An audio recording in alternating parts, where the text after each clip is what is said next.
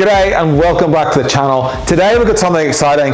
Vic Off-Road have sent us up a pressurized 30-litre water tank by Sanhema to give a review on and see what we think of it. Now this one, I've already got a water tank in my cruiser, so Ando has decided he would like this on his car. So we're going to put it up in the roof rack.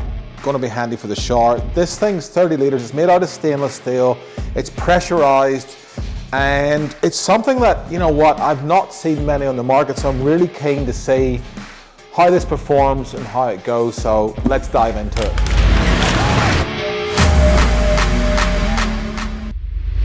So let's see what's in the box first of all.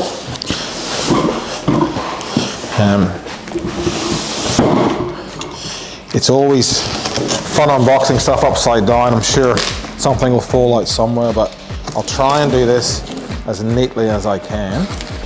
Saying, oh my God, yes. Right. Another cable tie. Let's get rid of that.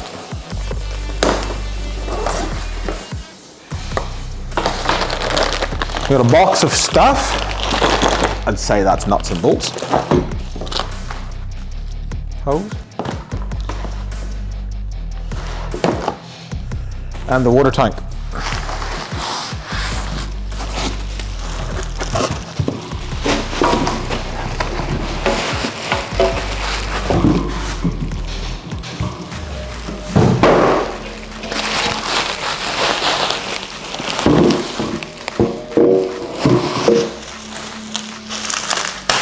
So this, the reason they've made this black, obviously the sun will heat it all up. It reckons it'll go about 30 degrees more than ambient temperature, and which would be hot. So you'd probably be good to fill this up in the morning from another tank, let it run all day, and then when you get back to camp at night, you've got a hot shower waiting for you every night.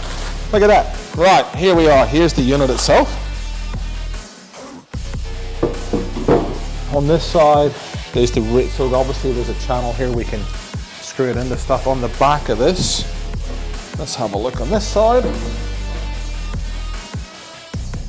I think this is where the hose goes when you're traveling. You can attach it to either end for the outlet, and this I think is where we put the air pressure in to pressurize it, and that's how we fill it up. So that seems to be everything. I'm going to get rid of all this packaging.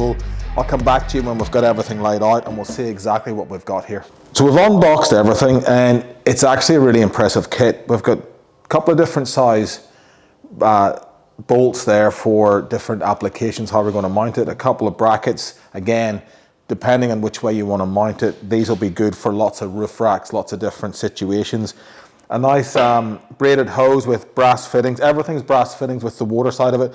An on-off valve, another normal garden hose fitting for the end, and a really quite substantial gun, which that actually feels a lot of quality there. Instruction manual, thread tape, couple of spanners, 13mm ratchet with it. That's very cool. They give us a ratchet spanner in the kit. Everything looks very much very good quality so far.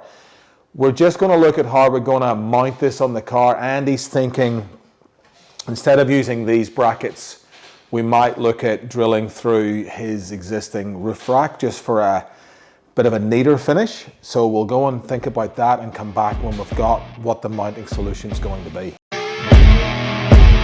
Right, so what we're doing now is just installing the on-off tap. I think Andy, what he's going to try and do is just get it so it comes up vertically here, just like that, and that's the on-off tap installed. Nice and easy to do, very good quality parts. And then just a little bit more thread tape on this end, and we can put the hose attachment on. Oh, you make that look so easy. It is easy. So easy. Just leave that on the ground. Somebody else will get it later. So we've had a play with it on the roof and we've decided where we're going to put it. With the way these reels are up here, we can't use the hose holder, so we're going to take it off so we can get the tank closer to the edge.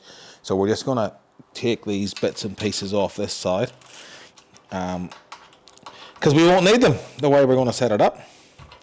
These will be handy though for other things. I'll get it on though, don't worry. It's fine. Even though it's going in your car, I'll do all the work as usual.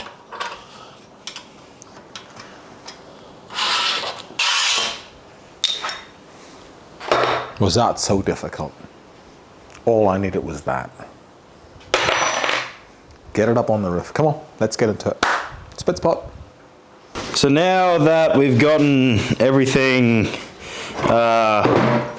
sorted on the tap side, we just now need to put in the bolts underneath, so for ease.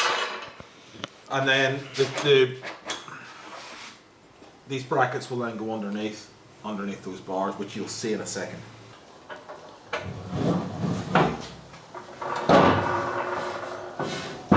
The unsung hero of today's content has been Jetto. He's had to put up with Andrew's bad jokes for the last 3 hours.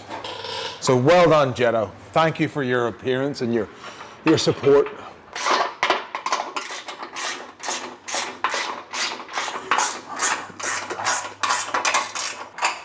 This is driving me. I'm not doing it. I can't do it. It's your car.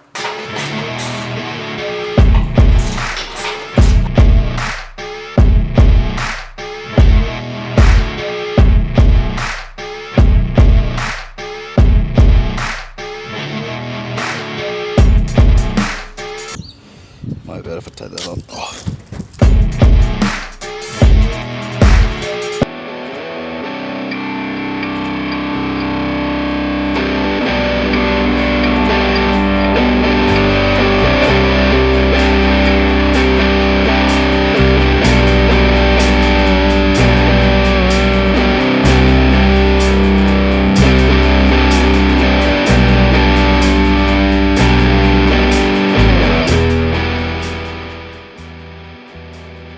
Let's talk about the pros and cons. Pros for me, look, this thing is bolted down really simply. It's got very few moving parts. You put the water in, you pressurize it up, you turn the tap on, and you're ready to go. It's got good pressure, the temperature's beautiful, doesn't take any battery power to run it, so you're 12 volts safe no matter what happens to that.